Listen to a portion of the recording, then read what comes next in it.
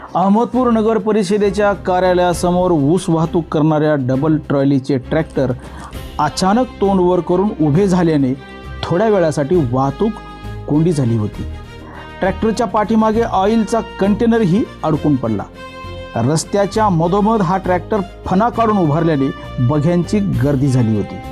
ट्रॅक्टरला 2 ट्रायल्या लावून शहराच्या गर्दीच्या ठिकाणावर छोट्याशा चढाणीवर लोड सहन न करणारा हा लोड ट्रॅक्टर अचानकपणे वाहतुकीची कोंडी करत आहे। एखादा अपघातही होऊ शकतो अशी भीती नागरिकातून व्यक्त होत आहे।